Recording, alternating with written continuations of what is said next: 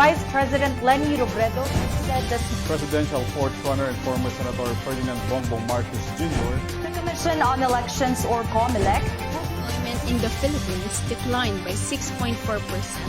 Early registration for academic year 2022-2023. 2 suspects identified as members of the Basag Salamin crime group were arrested. The Commission on Elections at COMELEC is set to send vote counting machines.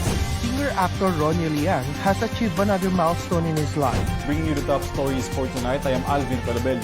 and I'm Trisha De Titos. Welcome to Eurotv News Tonight. Your news, our business.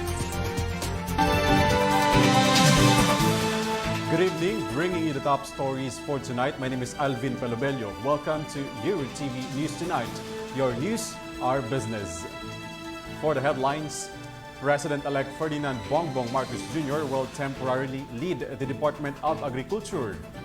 Preparations ahead of President BBM's inauguration continues, says Philippine National Police. Marcos' administration will discuss the K-12 program of the Department of Education, according to its incoming Secretary, Vice President-elect Sara Duterte. Detained Senator Laila de Lima undergoing into major surgery. And fuel prices will increase for the third straight week.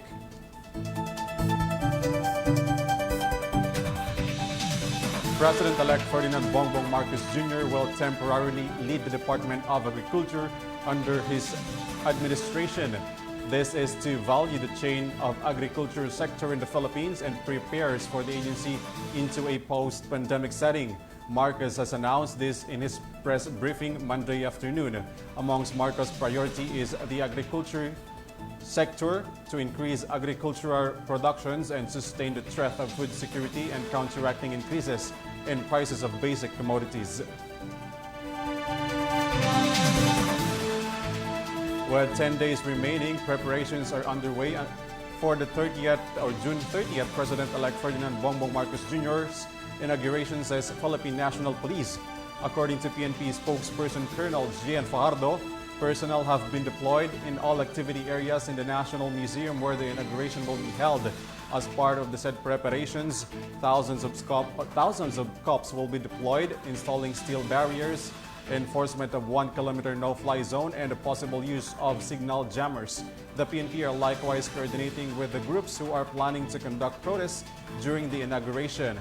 The PNP has recently said they are going to deploy not less than 4,000 cops for the inauguration. Incoming Vice President Sara Duterte Carpio has confirmed that the administration of President-elect Ferdinand Bongbong Marcos Jr. wants to review the implementation of the K-12 program of the Department of Education. Duterte, who will head the Education Department of the next administration, said that Marcos has instructions to review the K-12 program, adding that this is a matter to be discussed thoroughly. The incoming DepEd Secretary has cited recently 3 issues on education sector, including the effects of pandemic on learners, full implementation of the face-to-face classes, and discussed the K-12 curriculum. On the other hand, outgoing DepEd Secretary Leonor Briones are confident enough that Duterte will successfully lead the education sector in the country. The Mandatory Reserve Officer Training Course, or ROTC, is among the priority of the next administration legislative agenda, hopes incoming Vice President Sara Duterte.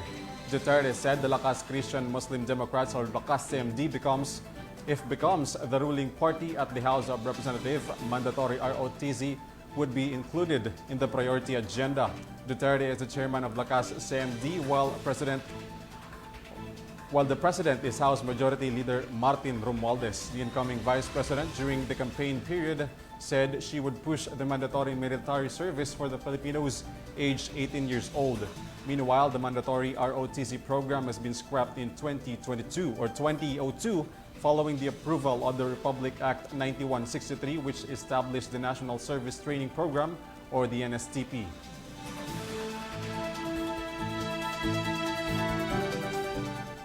Meanwhile, the camp of outgoing Vice President Leni Robredo is planning to file a case against a fake news spreader. According to attorney Barry Gutierrez, the spokesperson of Robredo, they will include the social media platforms who are hosting to disperse fake news. Gutierrez added that this will also benefit a lot of people who are also a victim of defamation in social media. In a separate story, detained Senator Laila De Lima is undergoing a major surgery today. De Lima has arrived at Manila Doctors Hospital earlier this morning.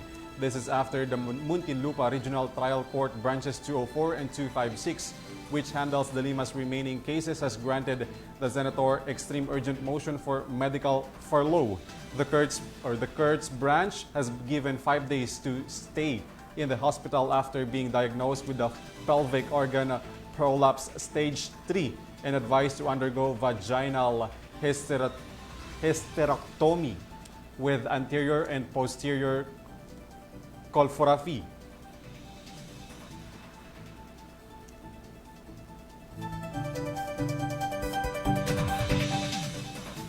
Quezon City 5th District Representative Alfred Vargas has described power outages in Luzon as a wake-up call.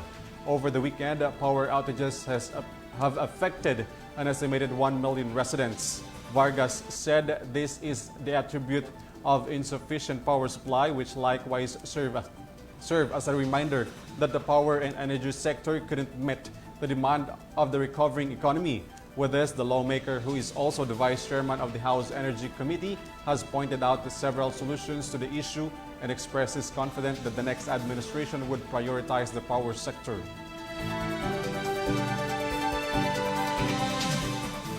Stay tuned for more stories as Eurotv News Tonight returns.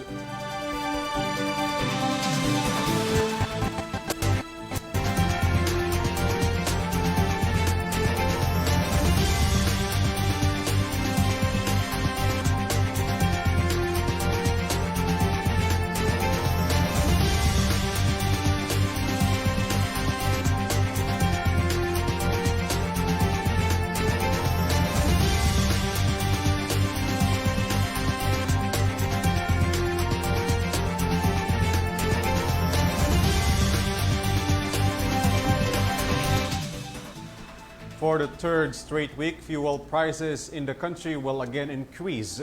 Oil companies have announced in a separate advisory, gasoline products will increase by 80 cents per liter and diesel by 3.10 pesos per liter. Sea oil will likewise increase with 1 peso and 70 cents per liter of kerosene. The price adjustment will take effect tomorrow, Tuesday.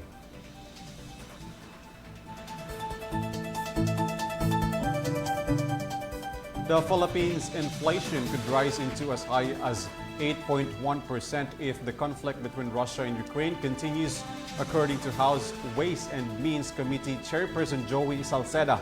Salceda said there is a possibility that the inflation can surpass the 5.4% inflation reported in May. The lawmaker has pointed out that 80% of the inflation is the external shock. Despite this, Salceda is confident that the economic team has prepared for this.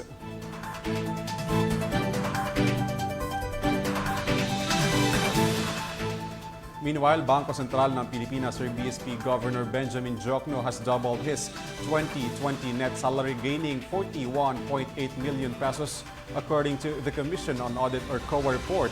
Diokno has continued to top the list of the highest paid government officials based on the June 17, 2022 COA's released report on salaries and allowance or ROSA. 5 other BSP governors followed Diokno on the list. 3 other BSP's deputy governor and senior assistant governors. The ROSA is an annual report of COA which summarizes the total payment received by the official in the government-owned or controlled corporations, national government agencies, state universities, and standalone agencies.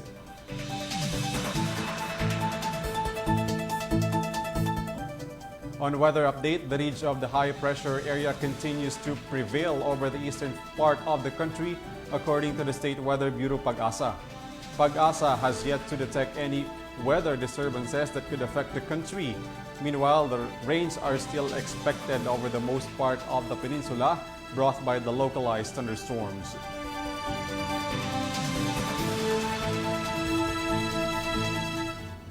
For stories around the globe, the Northern Atlantic Treaty Organizations, or NATO, has warned that the Russian invasion to Ukraine could last for years. NATO Secretary General Jens Stoltenberg made this statement following the calls for the Western countries to provide a long-term support to Kyiv. Stoltenberg emphasized that they must prepare, encouraging all members not to weaken their support to Ukraine. The NATO chief has ramped up calls over the past weeks to back Ukraine in its fight against Russia's invasion.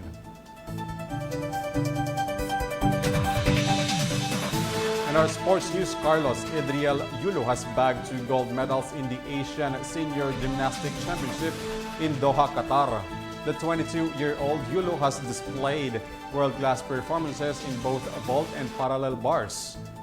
The Filipino gymnast has defeated South Korea and Japan, where he averaged 884 points in vaults and tallied 15.167 on a degree of difficulty scale of 6.300 and executed 8.867 in parallel bars.